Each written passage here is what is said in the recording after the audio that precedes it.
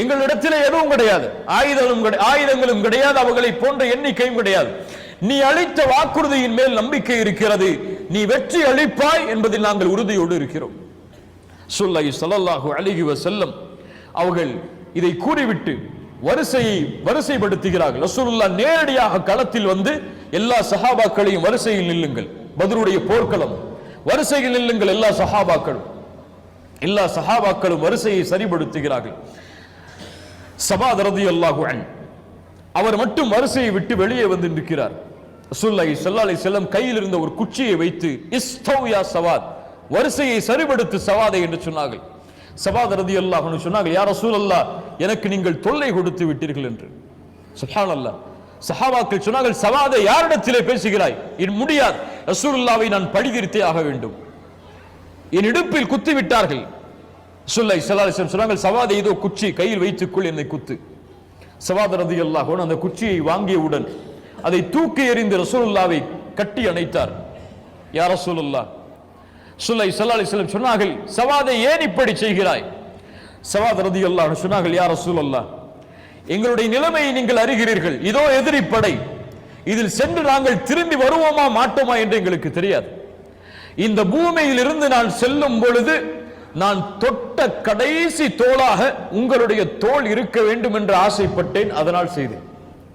ஸல்லல்லாஹு அலைஹி வஸல்லம் ஸவாத் ரலியல்லாஹு அன்ஹு அவர்களுக்காக துஆ செய்தார்கள். அந்த படைக்கு ஆர்வத்தை கொடுத்தார்கள். அல்லாஹ்வுடைய உதவியின் மீது நம்பிக்கை வையுங்கள், உறுதியோடு அம்பை எய்யுங்கள், எந்த நேரத்திலும் பின்வாங்கி விடாதீர்கள், அல்லாஹ் உங்களோடு இருக்கிறான், முன்னேறுங்கள். ரசூலுல்லாஹி ஸல்லல்லாஹு அலைஹி வஸல்லம் இதை கூறிவிட்டு அபூபக்கரை அழைத்துக் கொண்டு ஸஅத் அவர்கள் அமைத்த அந்த பரணின் மீது அமைந்து கொள்கிறார்கள். ஸஅத் இப்னு முஆதே காவலாளியாக நின்று கொள்கிறார். எல்லா சஹாபாக்களும் முன்னே முஸ்அப் இப்னு உமைருடைய தலைமையில், அலி இப்னு அபி தாலிப் அவர்களுடைய தலைமையில் முன்னால் வருகிறார்கள். போர்க்களம் ஆரம்பமாக போகிறது. யார் போரை தொடங்குவது? காஃபிர்கள் தொடங்காத வரை முஸ்லிம்கள் தொடங்க மாட்டார்கள். எல்லா போரிலும் இதுதான் நியதி. காஃபிர்களிடமிருந்து அஸ்வத் இப்னு அப்துல் அசத் என்ற ஒரு தீய குணமுடையவன் முன்னால் வருகிறான்.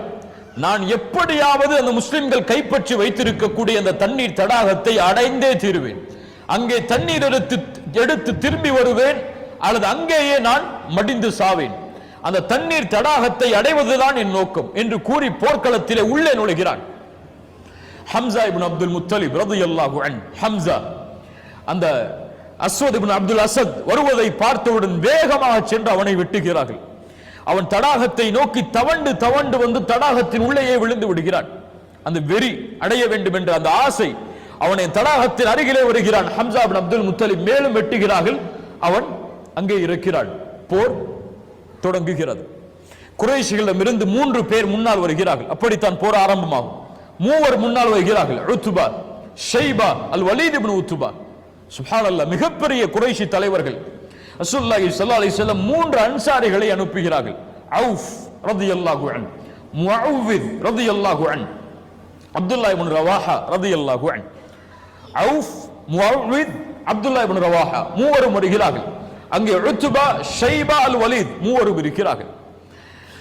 அந்த 3 இந்த அன்சாரி தோழர்களை பார்த்தவுடன் கேட்டார்கள், நீங்கள் யார்? அப்போ சொன்னார்கள், நாங்கள் அன்சாரிகள். அந்த குறைஷி தலைவர்கள் சொன்னார்கள், உத்பாவும் ஷைபாவும் சொன்னார்கள், நீங்கள் எங்களுக்கு சமமான கண்ணியமுடையவர்கள், உங்களை அழிப்பது எங்களுடைய நோக்கமே கிடையாது, நீங்கள் சென்ற அந்த குறைஷி அடிமைகளை வர சொல்லுங்கள், அவர்களுக்கும் எங்களுக்கும் தான் இங்கே போரை தவிர உங்களுக்கும் எங்களுக்கும் கிடையாது, நீங்கள் அன்சாரிகள் கண்ணியமானவர்கள், திரும்ப செல்லுங்கள். முஹம்மது, உன் படையை அனுப்பு, ஏன் நீ அடுத்த ஆளை அனுப்பி கண்காணிக்கிறாய் என்று குறைஷிகள் சத்தமிடுகிறார்கள். ரசூலுல்லாஹி ஸல்லல்லாஹு அலைஹி வஸல்லம் 3 நபித்தோழர்களை சொன்னார்கள், எழுந்து செல்லுங்கள். கும் யா உபைதா, கும் யா ஹம்சா, கும் யா அலி. 3 யார்? குறைஷி தலைவர்கள். கும் யா உபைதா, கும் யா ஹம்சா, கும் யா அலி. நீங்கள் 3 செல்லுங்கள். இந்த 3 முன்னால் வருகிறார்கள். உபைதுல்லாஹ் இப்னு ஹாரிஸ், உத்பா என்ற அந்த குறைஷி தலைவரை எதிர்க்கிறார்கள். ஹம்சா, ஷைபாவை எதிர்க்கிறார்கள். அலி இப்னு அபி தாலிப், வலீதை எதிர்க்கிறார்கள். ஹம்சா இப்னு அப்துல் முத்தலிப் சந்தித்த உடனேயே ஷைபாவை கொண்டு விடுகிறார்கள். அலி இப்னு அபி தாலிப், வலீத் இப்னு உத்பாவை வெட்டி சாய்த்து விடுகிறார்கள். உபைதுல்லா இப்னு ஹாரிஸ் அவர்கள் உத்பாவை அழிக்க வேண்டும் என்று ஆசைப்படுகிறார்கள், முடியவில்லை. அவருடைய காலை உத்பா வெட்டி விடுகிறார்.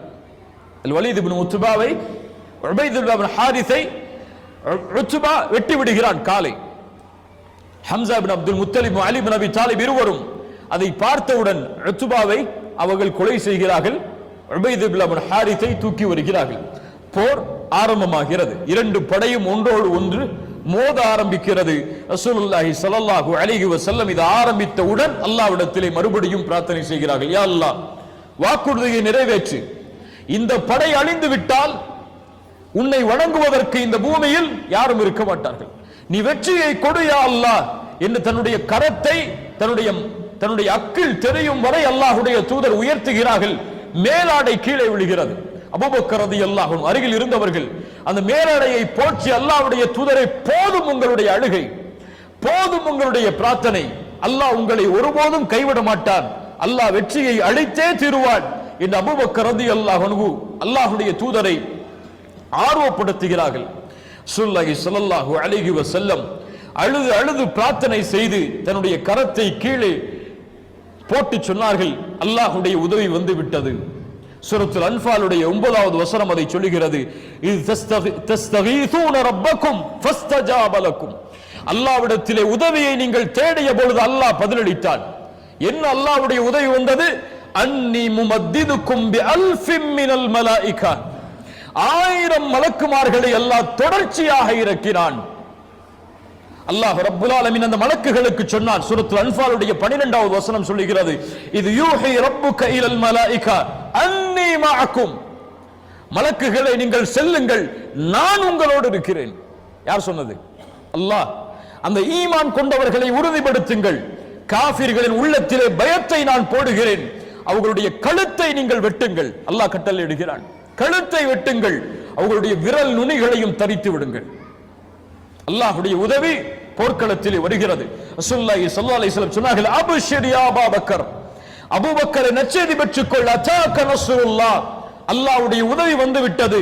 இதோ ஜிப்ரீல் தன்னுடைய குதிரையுடைய கடிவாளத்தை பிடித்தவராக தூசியை கிளப்பிக் கொண்டு போர்க்களத்திலே உள்ளே நுழைந்து விட்டார்.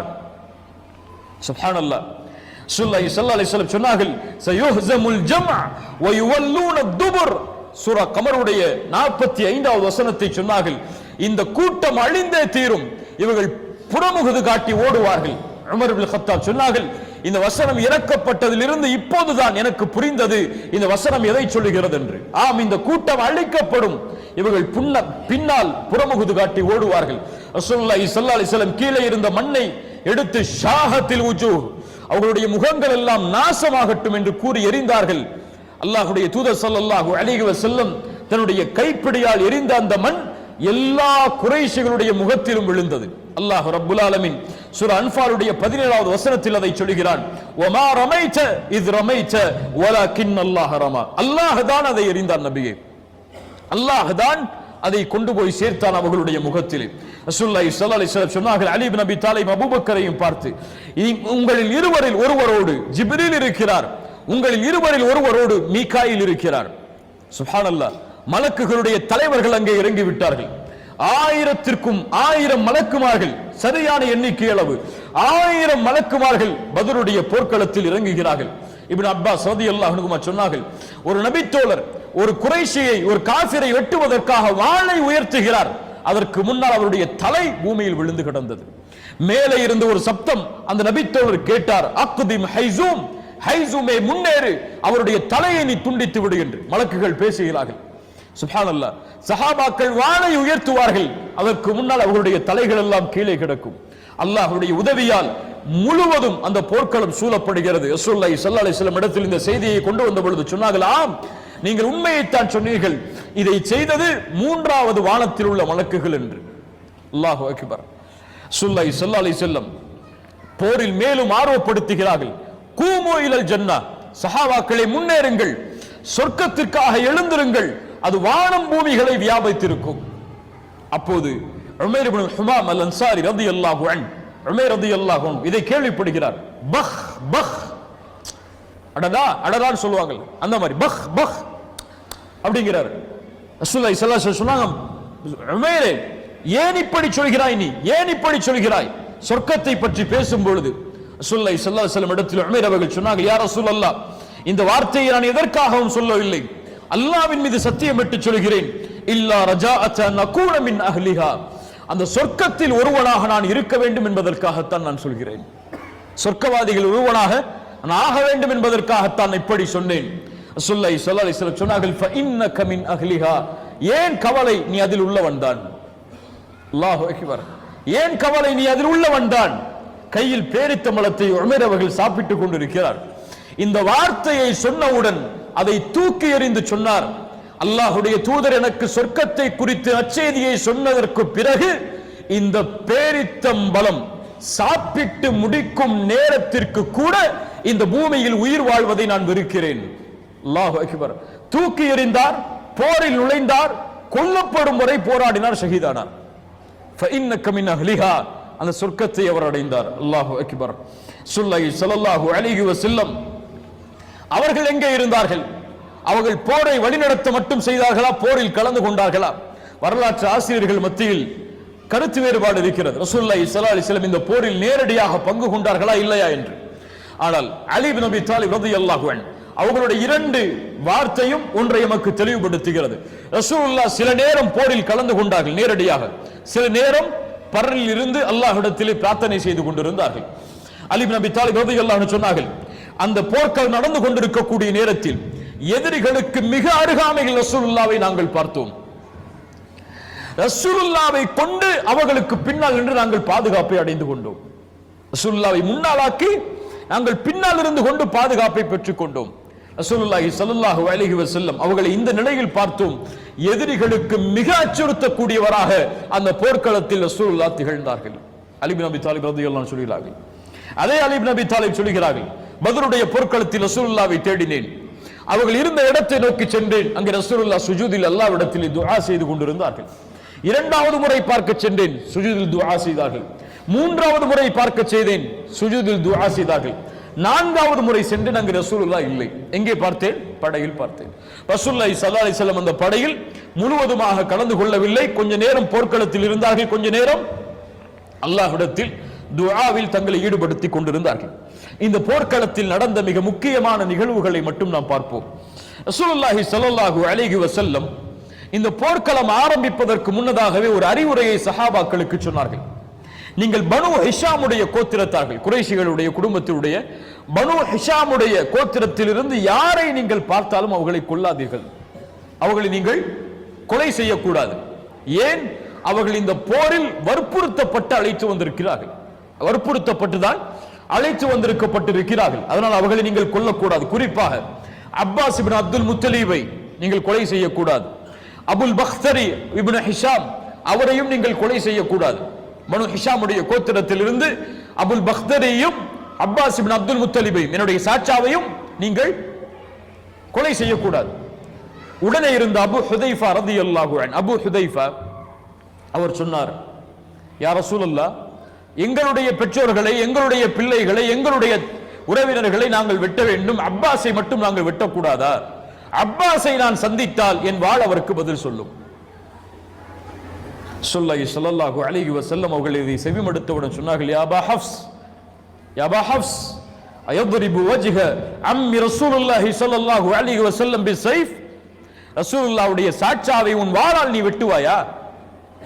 உமர் இப்னு கத்தாப் ரலியல்லாஹு அன்ஹு சொன்னார்கள், யா ரசூலல்லாஹ், அனுமதி அளியுங்கள், இந்த முனாஃபிக்கை நான் வெட்டி வீழ்த்துகிறேன்.